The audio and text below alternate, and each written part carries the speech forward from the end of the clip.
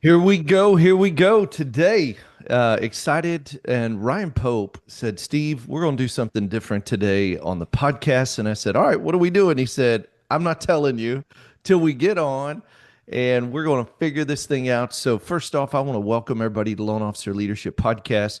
Thank you for being a part of the community. Hey, do this for me as we get started. If Make sure to like, share, subscribe, and or give a review wherever you consume content. That absolutely helps the podcast, helps us get the message out. We would certainly appreciate it. For any of our new listeners, we're glad that you're here. You're in the right place. Welcome to the Loan Officer Leadership Podcast. So I got a great friend. Ryan Pope's actually a part of the network here with me at Success Mortgage Partners.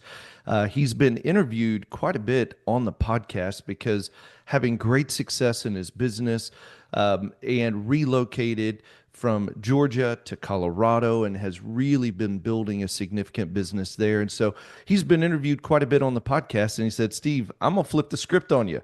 So what are we doing? Yeah, man. Thanks for having me, Steve, and for being open to this. I Yeah. thought it'd be fun for, the folks who listen to you every week like I do, um, to flip the script on you a little bit and get to interview you, but also kind of mirror it as a coffee meeting, Yeah. for folks who are getting into this and getting into the coffee meeting style of referral based business. And so wanted to do this, but also get to know you a little bit. Let your crew know a little bit more about you through getting to know you. Man, I think it's great. Hey, so for those who may be new to the podcast, so when you say a coffee appointment, let's just talk through it. A coffee appointment, what we're doing is setting time to meet with qualified agents, and we run a framework, which is frog. Part of what it is. A lot of times, I think Ryan, people get into a coffee appointment or a lunch, and it's like, well, what do I say? What am I going to do? What questions do I ask? And hey, listen, I did it too. I'll never forget. I was in a meeting and I was so focused on asking the right questions. I had my notepad, which I always do. And I was like, I'm going to ask, ask, ask. And they told me the answer. And then about 5 minutes later, I asked them the same question again. And they're like, were you not listening? And I'm like, no, I wasn't. I was so focused on trying to make sure I had the right questions. And so what a coffee appointment is, it's really where you just have conversation because we do a lot of prospecting activity, and we call that top of the funnel, in order to get down to the handful of really powerful relationships. And that's where business thrives. That's where it gets exciting because we do business with people we know, like, and trust. So you're wanting to run a framework in this podcast like you would do coffee appointments, and you do a ton of them. For sure, and it's something that I've worked on with you, but Yeah. also just through experience and realized that I've come down to the frog. So, uh, friends, recreation, occupation, and goals or dreams, um, and then I've added four questions that I've really studied through my just doing a few coffee appointments myself Yeah. that really open up the agent to see if they're a great fit. For me and my business. So wanted to kind of run through those with you, but I'm Dude, let's excited do that it. it's Hey, you because you're hey, first tell us the four. Can you tell us the four before you ask him, or do you want to wait to get into them? no, sure. I'm happy to tell them. Well, hold on. You know what we'll do? We'll just run through it, and then at the end, I want you to highlight the four because that's pretty cool. I'd love to hear what Perfect. the extras are. Okay. Perfect. Well, cool. Let's rock and roll then. Hey, Steve, thanks so much for making time for me today. I'm super Yeah. excited to have you, and just wanted you to know how honored I am that you made the time for me. I know you've been crushing it, and so excited that you made the little bit of time here that we can get to know each other a little bit. And so I wanted to kind of jump in. If you don't mind, we'll just jump right in and you tell me how you got started in the mortgage business. Yeah. Hey, well, that's a great question. And so, I actually was, this is going to sound random, but I was praying about what to do with my life. I was at a crossroads in my life, and I was newly married, and I was dead broke. Had owed a ton of money to a bunch of people. Had four houses going to foreclosure. We had been Mm. buying and selling investment properties, and we had somebody who was a third partner actually totally not only wreck the business but steal a bunch of money. I mean, it was a bad deal. Mm, And really, one of the things that I knew was that I wasn't going to walk away. So although I didn't put us in this position, I was going to walk it out. And so, here I am. I'm just asking God, what do I do? I love people. I love real estate. mm, And I didn't know much about the mortgage business, to be candid, but I knew when we had financed a lot of our properties, it was probably the toughest part of any acquisition. And when I was praying, to be real candid, I knew that I knew that I knew. I mean, God dropped in my heart and said mortgage. And Ryan, the funny thing is, I didn't even know you spelled mortgage with two G's. Just to be candid, I'm like, all right, mortgage. And then when he dropped it in my heart, I was like, okay, well, who do I know that knows anything about mortgages? And the I was a musician as well. So not mm, only were we buying and selling investment property, but I was a musician and I played music at a church here in Houston called Lakewood. It's a pretty big church. And mm. so the lady who was over the music department, her name was Cindy, and so I was her. She was my direct report, and so I knew that Cindy's husband was in the mortgage business. So I pursued Marcus, and I just said, "Hey, tell me about it," And Ryan, the funny thing is, back then, and it's kind of like it is now, nobody wants to train new people in the business. Everybody's like, "No, you're new. You're like, go away." The only people that hire new people are like banks, who want you to come in as a teller and all that. But they were like, "No," and I said, "Marcus, show me." And he's like, "Bro, I'm not here to train anybody." He was close. His whole thing was he'd close 4 to 6 loans a month. He made a great living, and he was happy. He was like, "I'm good." Mm. And over 90 days, I finally convinced him, and I would drive 45 minutes with no traffic, an hour with traffic every morning, Monday through Friday, and I would go sit in his one-room office. He didn't even have a chair for me. And from 8 to noon, I'd sit on the floor for the first 3 months because he didn't think I'd stick it out, which is pretty funny. And then in month, I don't know, probably 4, 5, 6, we got into a double office. I got a desk and a chair, and just started learning, man. I'd go do mortgages and learn from 8 to noon, and then I'd go wait tables at a Mexican restaurant down the road called Papacitas to pay the bills. And man, I just remember doing that and finally getting up enough momentum to where I could quit waiting tables. But dude, I got to tell you, my first year, I think I may have only closed 8, maybe 9 deals. Mm. Just trying to learn. Because when I say somebody was teaching me, I really was just listening to his conversations. His best advice was go drop off rate sheets at the realtor offices, and I'm like, dude, this is terrible. And so, but that's how I got in, man. And so the first, I'll tell you this, Ryan. What was interesting, I love the mortgage business, but I started, and he was so kind because he said, "Hey, if you'll process my loans, I'll pay you a little bit to process them." And so I would process loans and prospect. I think in year two, I probably did about 14, maybe 14 to 20 loans. Year three got better. And that was the year my wife joined me in the business. So she was Okay. doing property management, but she got in 2005. I got in 2000, late 2002, licensed in 2003. She joined me in 2005. And that was really where it started to get to be a lot of fun. Steph and I have always had a great working relationship as well as I love her to death. But man, doing mortgages together was and is now again a lot of fun. She's tiptoeing back into the mortgage space, which has been fun too. So that's how Perfect. how I got in. And I'll tell you this. What was interesting, Ryan?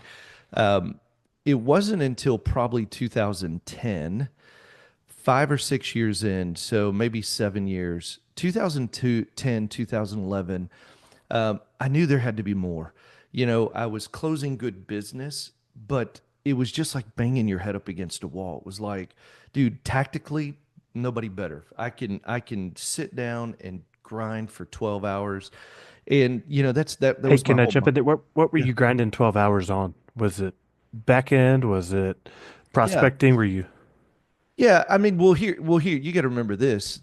And a lot of it still happens today, but back then, I mean, and it's still, what were you grinding on? Well, You got to make the relationship. You got to make the call. You got to follow up with the lead. You got to call the lead, complete the app, review the credits, set up the file, set up the documents, review the documents, get them pre-approved. Hopefully, don't let them shop.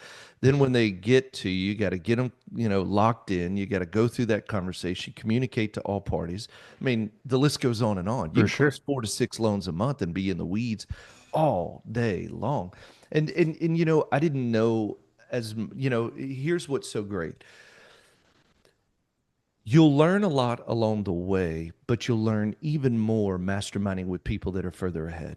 And so in 2010, I literally went online and I said, "Man, I got to find a coach. I got to find something." And there was a lady in my market that I competed a lot with, and she was a top producer, top 1%, Scotsman Guide kind of Hmm. producer. And I found out she was a part of this coaching.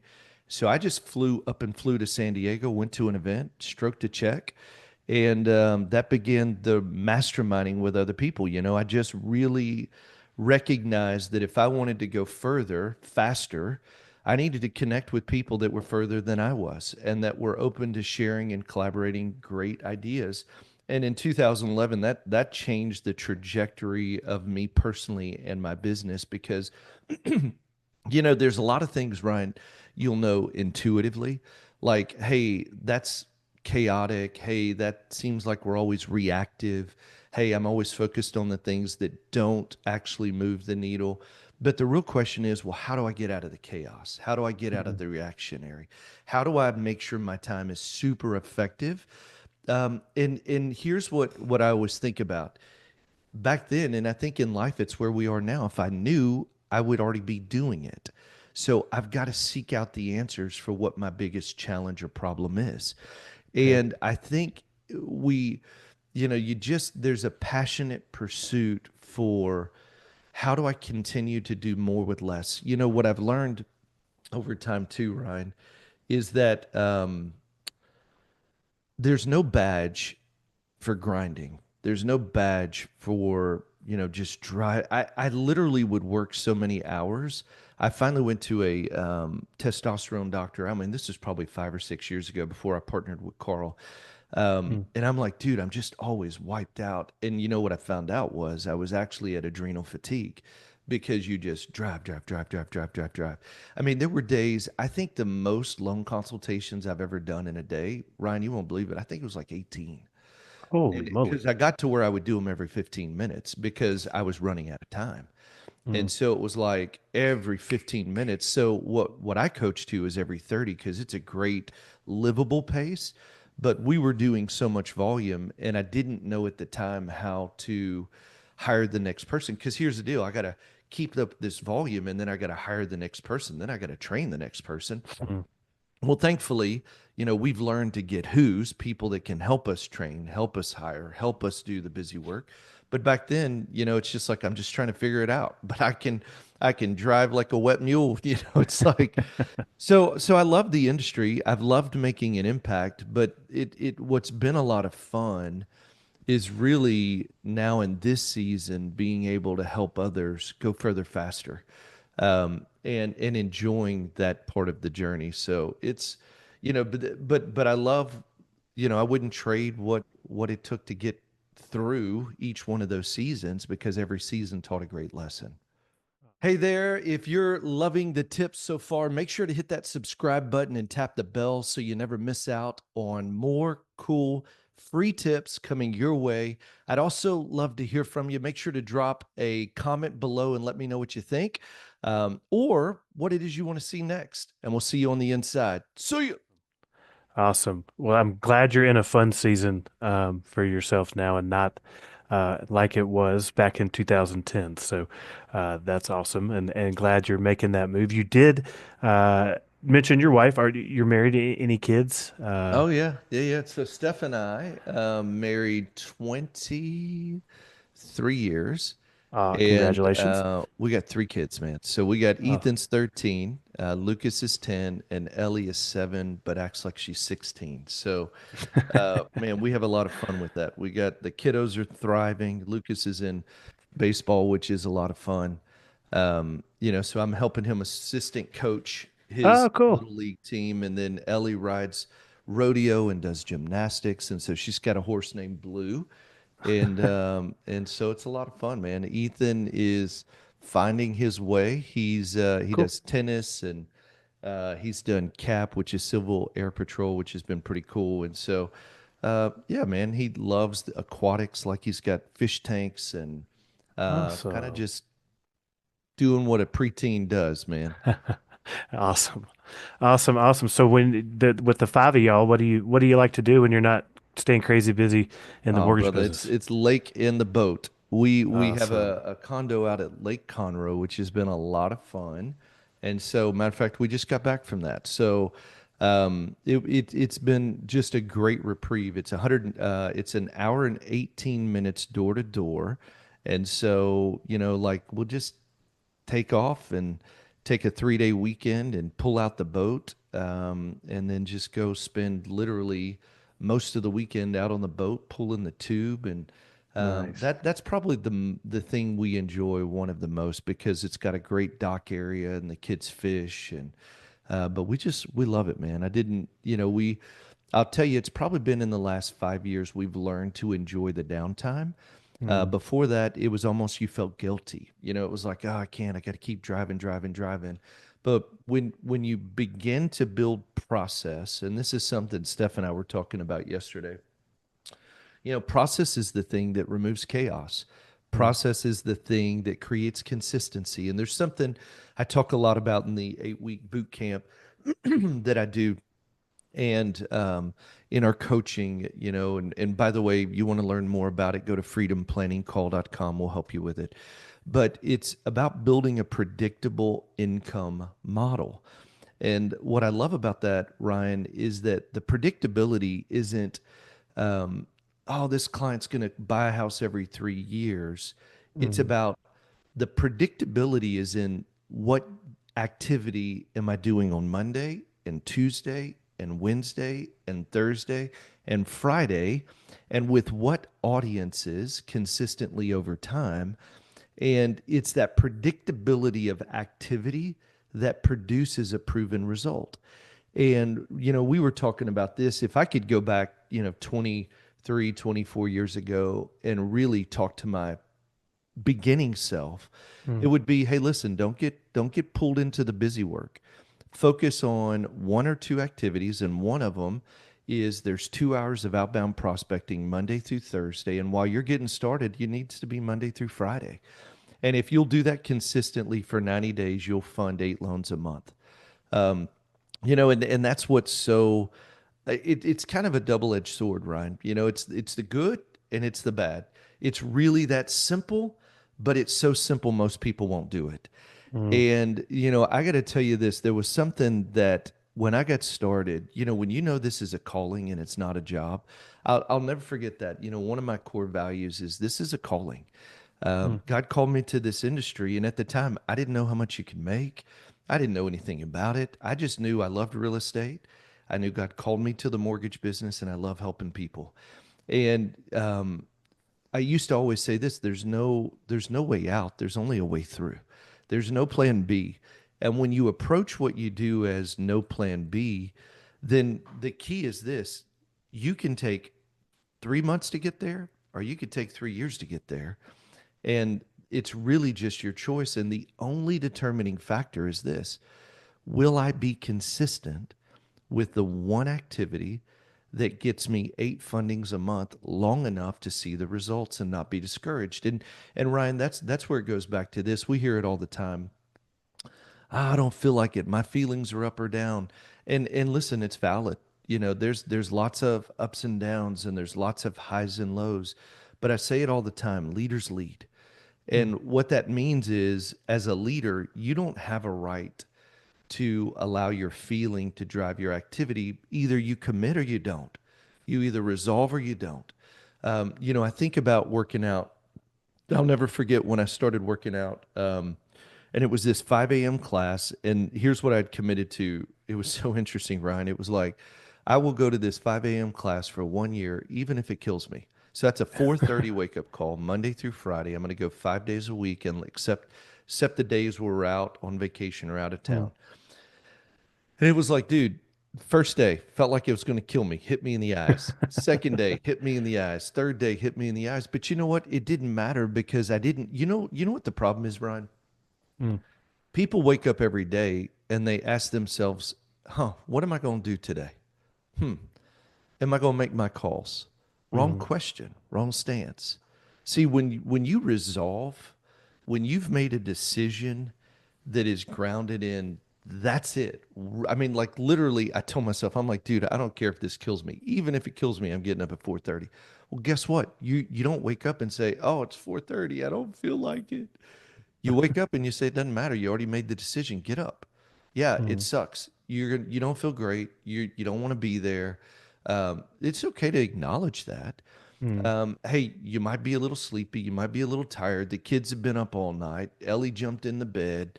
She's been kicking around. The dogs are barking. Like the dogs want in and out. I mean, everybody's got the excuses, right? Right.